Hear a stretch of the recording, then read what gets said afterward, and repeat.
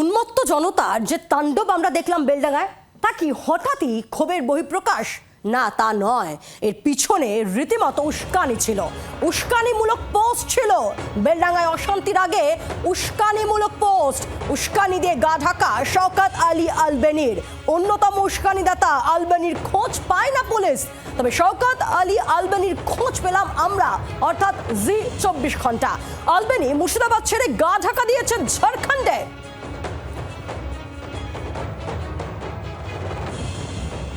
পুলিশের খাতায় নিখোঁজ অন্যতম উস্কানিদাতা আলবেনি, যার খোঁজ পেয়েছি আমরা। তার সঙ্গে কথা বলেন আমাদের প্রতিনিধি অয়ন, শোনাবো সেই কথোপকথন।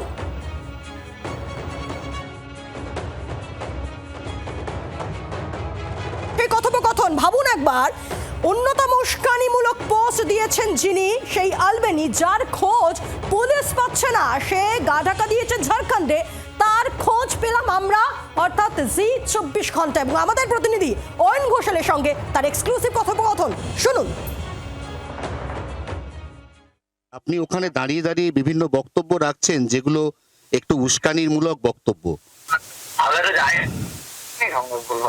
আপনি জাননি? আচ্ছা, আরেকটা হচ্ছে, আপনার একটা পোস্ট হয়েছিল বৃহস্পতিবার ফেসবুকে, যে পোস্টে আপনি বলছিলেন যে পরের দিন শুক্রবার জুম্মাবারের নামাজ আছে, তো সবাইকে একটু চাঙ্গা থাকতে হবে এবং বড় আন্দোলন করতে হবে।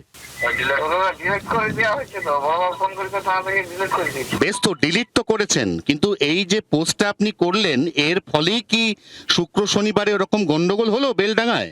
না,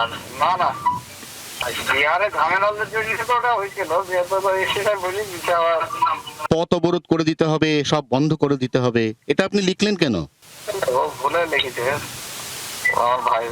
আপনি এখন কোথায় আছেন? কোন মাদ্রাসা?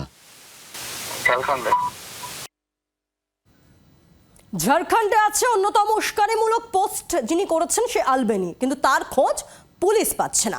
কথা বলবো, অয়ন আমাদের সঙ্গে রয়েছেন, আমাদের প্রতিনিধি সরাসরি। অয়ন, দুটো বিষয়ে প্রচন্ড উদ্বেগের। এক তো, তাহলে পুলিশের নেটওয়ার্ক এতটাই দুর্বল হয়ে পড়েছে, আর দুই, পোস্ট হলো বৃহস্পতিবার, যেটা কিনা পরে ডিলিট হলো, পুলিশের সাইবার সেল সেটাও কি অত্যন্ত দুর্বল, আন্দাজ করতে পারলো না? এটা হয় নাকি?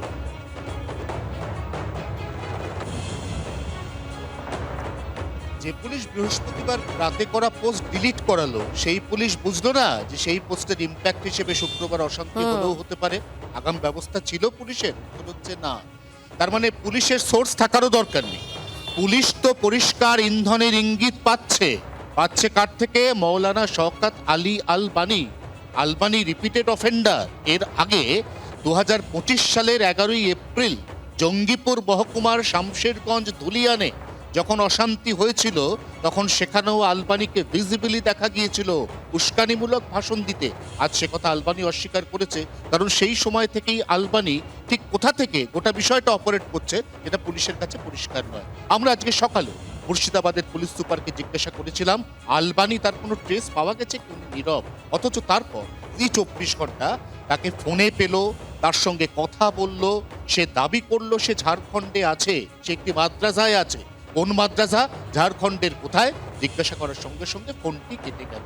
অতএব যাকে আমরা নাগালের মধ্যে পাচ্ছি, যাকে আমরা সাধারণ মোবাইল ফোন দিয়ে ট্র্যাক করতে পারছি, তার সঙ্গে ফোনে কথা বলতে পারছি, সেই ফোনের টাওয়ার লোকেশন ধরে মূল ইন্ধন বা উস্কানিদাতা আলবানিকে কেন মুর্শিদাবাদ পুলিশ এখনো খুঁজে বার করতে পারছে না, সেটাই কিন্তু এই মুহূর্তে সব থেকে বড় প্রশ্ন। ধন্যবাদ অয়ন। বাংলার আওয়াজ, বাঙালির আবেগ, জি 24 ঘন্টা।